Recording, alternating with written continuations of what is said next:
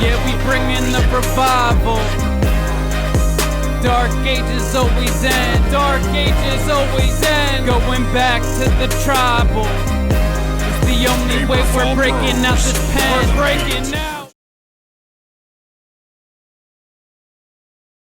What's up, everyone? Thanks for tuning in to the first episode of Revival Radio. My name is The Brain Cell. My name is Rich Steve. We go by CMASS. CMASS. AKA Critical Mass. We want to thank everybody for tuning in tonight. What you just heard was a record off the new project called Renaissance Man. Hope y'all enjoyed that shit. Shit's one of my absolute favorite songs by far that we've ever recorded. So, yeah. That brings me to my first question of the day, which is, Brain, what the fuck are you drinking on tonight? I'm drinking on some flower power, man. So on a scale of 1 to 12 ounces, what would you give flower power?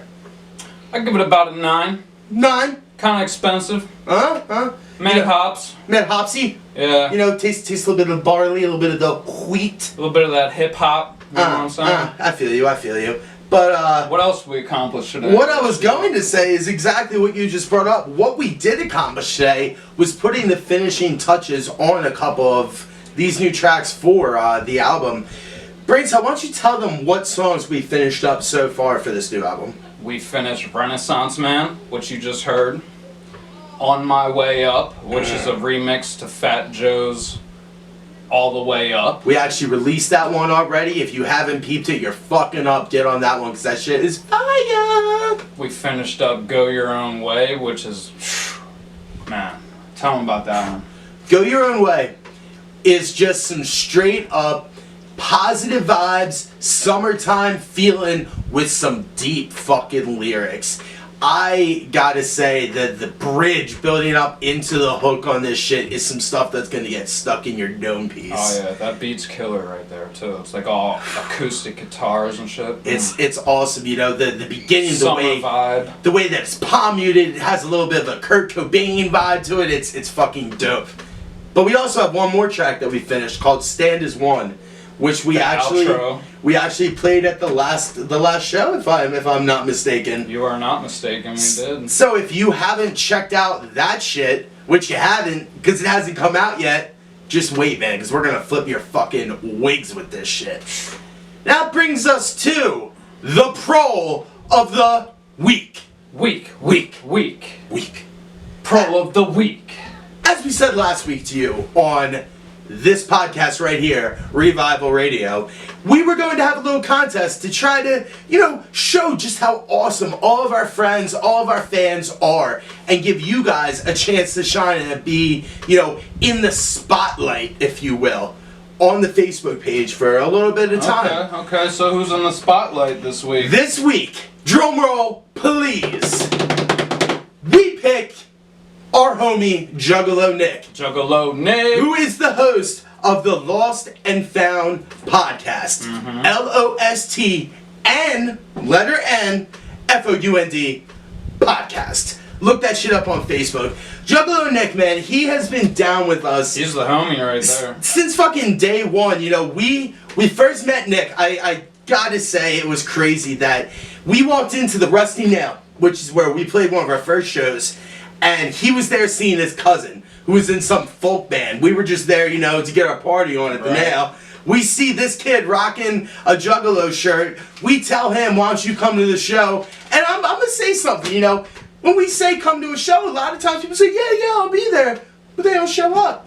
But this motherfucker, face painted, front row, whooping and all that shit, showing mad love to a band that he had never even heard before, and now we're showing love to him.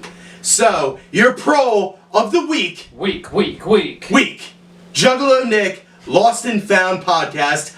I was just on there. I did 2 hours, one talking about wrestling, one talking about CMASS. Brain Cell's about to be on that shit. 9 hours about to be on that shit. He's got some big people coming up. I'm not going to spoil it for him, but just be on the lookout for Juggalo Nick, your Prole of the Week. Shout out Juggalo Nick, man. Week. Anyway, Alright, so what else we got for him today, man? What I was thinking of when I was trying to come up with ideas for this podcast in the beginning, one of the ideas I wanted to do was to talk about our music in like a classroom type environment where we could break down for everybody exactly what we're talking about, because there's a lot of information. Science, bitch. Exactly. There's a lot of information in there, wouldn't you say? And shit gets over people's heads, so I thought it would be cool if we broke down, start with our first comeback album, From the Ashes, tell them what's going on, and go from there. Okay. So let's get into it. let's go. So what we wanted to do was first talk about getting back together, because there was a layoff. There was a time where CMASS was on a hiatus. I went to a Twisted show. I'm watching that shit and I said, yo, me and my fucking homie Brain Cell are better than half these cats. 100. I'm gonna hit them up and see what's good. Hit them up. We got together, and what did you say? You said you wanted to re-record some tracks at first? Yeah. That was the original idea. We did one re-record, and then what happened after that? After we re-recorded, one track, we were like, yo, this is pretty fucking dope, but I think we can do better. Why don't we make a new song? And the song that we produced was The Family. The Family is... Featuring Cambden Adams, Our a.k.a. fucking Three homie. Letters, a.k.a. Exile, a.k.a. Grizzly Adam. Shout out to you, AKA man. third member of First Contact, right there. Shout out to our homie. Mm-hmm. But we wanted to get together. We put this track together. We put it out as our first one, and it was inspiring for me, because we made this song, which led into another song, which led into the entire album. Right. That second song that we recorded was Betrayed. So, what I was thinking today, we could talk about The Family a little bit, we could talk about Betrayed a little bit, and then we'll go from there. Leave you guys hanging for the next episode. Okay. So, what do you think of when you think of The Family, man? What does that song say to you? Says to me, what does it say to you? The way that I see The Family is really cool, because I think you can look at it from two different perspectives. Okay. When I look at it, one is that, the family is growing, it's showing, no slowing. When I wrote my verse to that, I was thinking very apathetic. I was thinking very, fuck the world, there's just too many of us, we need to have population reduction. Or you can look at it from the flip side, where it's positive, and there's just so many of us, and we keep getting bigger and bigger that we can overtake the powers that be. I think it's pretty cool that it has that duality in the song itself. Okay. My verse was very much inspired by Facebook. It was very much inspired by wanting to disconnect from Facebook and disconnect from all the ignoramuses I see on there. Getting pregnant, having more kids than they can afford, and just, not doing anything different, just repeating the same mistakes over and over again. I say that the babes are starting to wake up, because there's a lot of people right now who are starting to come together. There's a lot more communication and networking between people like us, between our brothers in Anonymous, and all of that to just kind of take down the people that are holding us back. But there's just not enough yet. That's what I was trying to talk about, this collective where we could come together as the family and take them over. Okay. I know you did the hook too. What inspired the hook to this song? That whole idea for that hook was just the apathetic idea. It was talking about a little bit of what we'll get into later with Mike Ruppert, but he was talking about how you need to reduce the population size in order for us to continue as a species. And that was a big influence onto that. But the main thing was, when you fall, we all fall. We need to be together if we're gonna take it out. It's supposed to be a song of solidarity. Right on, man. That was my thoughts. What about you for your verse? My verse was about, let me see, It was about capitalism and how that is not the way to go. Yeah, It was about how the state of the world is declining, like how you were saying, like with the Mike Ruppert shit. And then I have one line in there where I'm talking about creating my own piece of the puzzle that I seek, and creating my own reality and not believing everything that the TV says. Fuck yeah. And the media and all that shit. And then I talked a little bit about, in closing, about how history is distorted. Exactly. And that we don't know what happened. No. All we know about is right now, in the moment that we're living in. So, you know, that's pretty much it. I kind of give you a little bit of shout out in the beginning of my verse, you know. When I take a look around, I'm amazed at what I see. No wonder Cell lives in his own reality.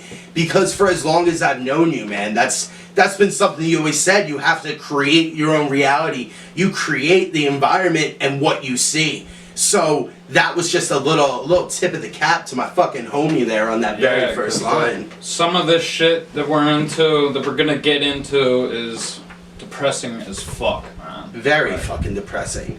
You know, there was an outline that I made of the album when we were first starting out.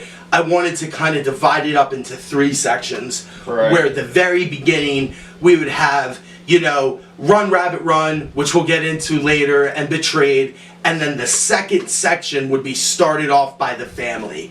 And that would be your inside look at what it's like to be a proletariat living in America today. Where'd you get the idea to separate sections of the album from? Honestly, Tech 9. Yeah, I was thinking about Angelic and stuff like that. Yeah, dude. that was exactly what I was thinking about when I did that.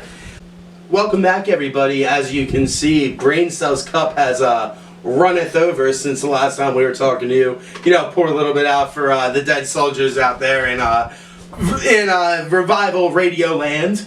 But as I was saying before we took our last break, is that the next song that we recorded was Betrayed. Betrayed had a lot of stuff going on in the media at the time that we wrote it. Do you remember what some of the big ones were, Brain Cell? I remember Ferguson and Baltimore. Exactly. I have a very brief list of some of the people that have been killed by police just over the last couple of years that were big influences for this song. Obviously, when we recorded it, it was during the Baltimore riots and Freddie Gray. But here's just a very quick list of some of the ones that you know, caused the whole Black Lives Matter movement to really come out of the woodworks. The first one, of course, is on August 9th, 2014, which was Mike Brown in Ferguson, Missouri, 18 years old. The second one would be on before that actually was 7/17/14, July 17th, 2014, was Eric Gardner, 43 years old in New York City, who was killed for selling Lucy cigarettes on the corner. That was the guy who got choked to death and said, "I can't breathe." Featured at the end of the Betrayed music video. The next one would be Tamir Rice on November 23rd, 2014, who was the 12-year-old boy that was shot in Cleveland with a BB gun.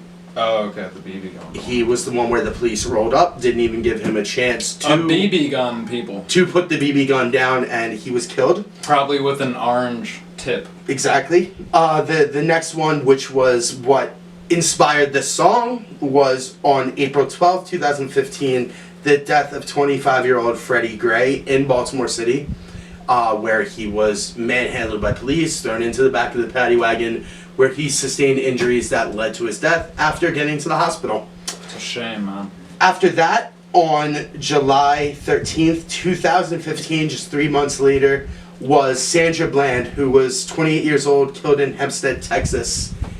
We all know what happened in that police station, them trying to say that it was all her, but we know it's a little questionable. And then, of course, just this past week, another one that happened was down in Baton Rouge, Louisiana, on July 5th, 2016, Alton Sterling, 37 years old. Which is just absolutely terrible. To watch the video, you see this man on the ground with police on top of him, 2 of them holding him down, and then saying get on the ground while he's already on the ground before shooting him multiple times. The FBI statistics that have been released for, deaths by police killing unarmed civilians, let me just give you the last 3 years. 2013, there were 748 people killed. 2014, there's no concrete number, but it was over 1,000 killed. In 2015, slight drop to 986. This year, 500 so far have been killed by police between January and July. So what does that all add up to in the past 3 years? All that adds up to 2,500, about 3,000. And what do you think it's going to be by the end of the year? I think that you'll probably get at least another 500 more. 3,500, which is the amount combined between 9/11 and the London 7/7 bombings. Just in the last 3 years, killed by police officers. Who's the real terrorist here? Aren't they supposed to be protecting us? Protect and serve? It's They work for us. It's lost, and it's sad that it's a divide and conquer technique where you have the people who love the police and are bootlickers and will listen to anything that they say, as I say in my verse, against the people who see what this is really about and know that this isn't a race thing, this isn't a black-white thing, this is just a police brutality thing. This is power trip. Exactly. This is military-grade weapons being used by community police forces. This is a fucked up justice system that has, and mostly black population being governed by a mostly white police force. These are the types of things that inspired, this song and inspired the music video. Braintel, why don't you tell us about your verse on it? Well, let's start with the intro. The intro is Howard Zinn. I read his book called A People's History of the United States. Great book. I actually stole that book from a library once. Never returned it. Oh, incriminating. I also try snitching, man. I also read his book You Cannot Be Neutral on a Moving Train, which is incorporated into my verse right before the hook drops. And do you remember what he says in the beginning? Why don't you repeat it? I remember what he says at the end, but in the beginning... I don't remember, that's why I was asking. What he says in the beginning is irrelevant right now. Okay. Because what the whole point of what he was saying is that fundamentally, instinctually, people do not want war. Mm-hmm. People do not, as that's human beings... That's what he says beings, at the end. That's what he's alluding to with this whole thing, is that this is not our nature. This is not the way that we are supposed to be. This is not how we are designed. To my verse, I would say it's heavily inspired by Mike Ruppert and his documentary by Vice called Apocalypse Man. Yes. It's like 6 parts or something. It's you should go check that out. Apocalypse Man is, for those of you that don't know, Mike Ruppert, who we will get more into later on, was a very big influence on us. But he was a police officer, and he had found out about the CIA smuggling drugs into the country, and was a whistleblower and came forward. There's a very famous video of him at a council meeting in California talking about this. And after this all went down, he went off the reservation, so to speak, out into... Literally. Off the reservation. Into Indian reservation. Yeah, where he just... In Colorado. Completely embraced his native side and his spiritual ways and the warrior way, as we will get into later. But anyway, back to what we were saying. There's a famous quote by George Carlin. I don't know about famous, but there's a quote by George Carlin. I can't really hear. Okay. That is, it goes like this. It's called the American Dream because you have to be asleep to believe it. And I think that sums up my verse perfectly. Right there. Perfectly. How about you? For my verse, what was a big influence on me, which was actually a very big influence throughout the album, was a song by Anti-Flag called The Sky is Falling. Anti-Flag at the time that we had been recording had just released an album called American Spring, where they were talking about drone strikes and they were talking about police brutality and they were talking about profiling and all these other things that... They're trying to talk about like the Arab Spring, like a Exactly, play on... exactly. Okay. So that was a very big influence on me. They have a video or a picture that came along with this Sky is Falling album that said pray for a cloudy day, and it was talking about how the drones in the Middle East can't fly and can't target right on cloudy days, so the children in that area would pray that it would be cloudy so they could go outside and play. Think about that. They don't spray chemtrails in that region. Think about that. That's what your government is doing to children. It's leaving them to the point where they don't want sunshine, they want clouds, so that they can play. That's very sad. That was a very big influence. Another one, at least on the hook itself, was the song "Hypnotized" by System of a Down. If you listen to Betrayed, it has that guitar riff, the dun dun dun. It just really reminded me of Hypnotized. So that was very big influence on the song as well. Also on the hook, the first half of the hook. Big influence on that would be the Constitution of the United States of America. Of course. We the which people. It seems like... They've forgotten. They've forgotten. They've just forgotten. What I love about the hook is your line in there where you say, "So many lost their souls to their phones. I'm all alone." That sums it all just up. Bugs me, man. People fucking on their phone constantly, like... Have some human interaction, experience life. You don't have to be on your phone all the time. That just sums everything up. You should definitely be checking out our shit on there. If you're on your phone, because we know you are, look us up.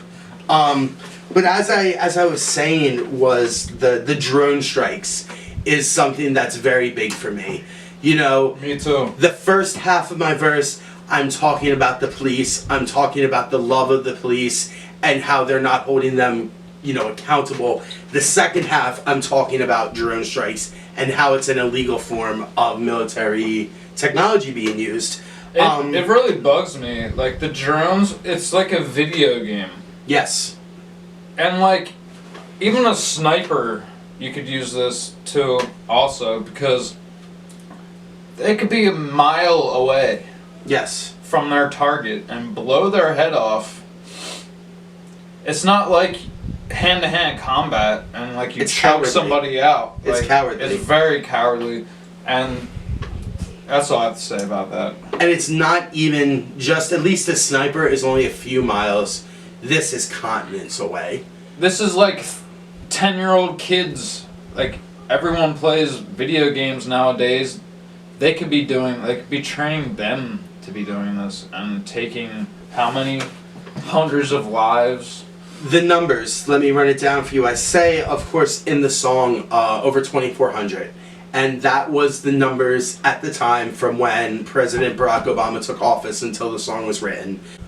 As I was saying, these numbers are from the time that President Barack Obama was first coming into office up until when the song was recorded. Which was 2008. Right, to 2015. Okay. So, the numbers that are official now are 2,616 from the 2,400 that I had originally said. Of that 2,616, 2,500 were terrorists or enemy combatants, and 116 of them were American civilians. Do you really think that is an accurate number? No. At least of the... No, that's a low ball. It's probably an exaggerated number of enemies killed, and the opposite for... Low ball for the rest. Yes. That's not even a question for me. I mean, I would think that, 216 people, the difference. Do you really think that, like, just for friendly fire... Yeah. Like, that That's probably what happened for friendly fire in a year. Yeah, there's no way that those numbers are accurate. They're definitely Absolutely not. Definitely changed around. I've seen some others already from other sites. This is the FBI and the State Department and the administration's own numbers. Take them with a grain of Arabian salt, that is. Of course, the other thing that you have to remember about these numbers is that these numbers were an expansion of the program that was introduced by George Bush originally. This is your hope and your change Obama presidency, which is the exact same thing. I'm looking right at you, camera, and all of you, so you can understand this. This is the same thing that he said about medical marijuana facilities. Who said? Obama. That he was not going to continue the illegal raid of medical marijuana facilities in medical marijuana states, which was huge under George Bush. What happened? They just raided fucking somewhere like 2 weeks ago, man. The number has gone up. Since Bush left office, the number has gone up. Have you seen the footage of the police raiding a dispensary and eating the edibles? I'm sure you guys have too. Who hasn't seen that? This is what I'm saying. Hypocrites. It's the same horse, just a different color. That's all it is. You know, the promises and the lies of hope and change and new are the same old shit that was played out before. How about this one? Remember, you said George Bush. Yes. The image that pops into my mind when you say George Bush is 9/11. Mm-hmm. And then when he was on that aircraft carrier and they had the huge banner behind him that says "Mission Accomplished" with the American flag behind it. Ha! Ha! Ha! People, you Very have fine. you have to understand, this is all divide and conquer. This is all just nationalism to show how great our empire is while it's slowly crumbling. I like how you use that word empire, because that's what it is. It's a distraction. They keep you suspended in fear and looking over here so that you don't see what the magician is doing with his hand over here. That's all it is. You know, one example that I used in my verse in Betrayed was Bruce Jenner. I remember that. I love that line. This, when we were writing this, was right after the whole Caitlyn Jenner thing happened. And it was right around the time that she had won the ESPY award. And there was all this shit on Facebook about it and all the media. And I don't give a fuck. That's not what's important. At the same time that these policemen are fighting in the streets with our people, we're arguing about a chick and his dick? That's what we're focused on? That is exactly what I'm talking about. That is the distraction. It's the same thing right now. Hillary Clinton, you know, she gets going scot-free for the whole FBI thing, and right after we start talking about that, the whole Alton Sterling thing goes down. Now you have something else that the media picks up on. Don't get me wrong. I'm not saying that this is a false flag police attack, because they are not. They are real. But there's so many happening that they pick and choose when to show them on the TV. They go very strategically when they are going to talk about somebody being gunned down. I don't know if you know about this, but about 2 weeks ago, down the street from where I live, where we are right now, Bryn Mawr, they had 2 drills happen. And I found out about this, and I'm just waiting to hear about the false flag. Yeah. Yeah. It never happened. No.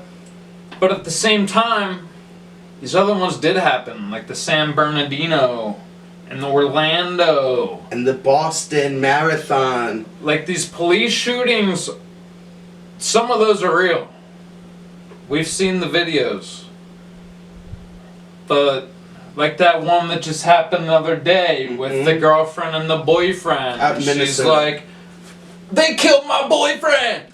And he's still alive, bleeding all over the passenger seat of her car, and the policeman standing there with his gun. I don't believe that. The bottom line is, though, at the end of the day, we have to stop dividing over these things and come together so that we can recognize that, you know, as one, we can start to make changes. But if we're going to argue over every little thing, whether, you know, as Macklemore says in his song White Privilege, we're more concerned with being called racist than we are with handling racism. And that's exactly what I say. What also goes with that is white shame. Like, you know about white shame, man? Yeah. Like, yeah. Goes hand in hand. There's a lot to it, is what we're trying to say. But racism is not the way. They create races and classes to divide you so that you don't unite against the top. That's all it is. It's all a smoke and mirror trick. But I digress. We are getting a little bit deeper into the rabbit hole here. Speaking of rabbits, the next track that we are going to talk about is Run Rabbit Run, but I think that we're going to have to save that for another day. Next week, tune in, Revival Radio, The Brain Cell, Rich Steve, CMASS. Thank you so much, everybody. Make sure you click the subscribe button. Make sure you send in your entries to be next week's Prole of the Week. Week. Find us on Instagram, official CMASS. Find us on Facebook. Find us on everything, because I know I'm on everything. Subscribe, like, share, comment. We want your feedback. What else? That's pretty much it, man. Next week we will be back. What are we doing next week for these motherfuckers? We are going to break down the rest of From the Ashes for you. We're going to get in hella deep. So with that, we want to say, one love, be easy, Proles. Thanks for watching, guys. Peace.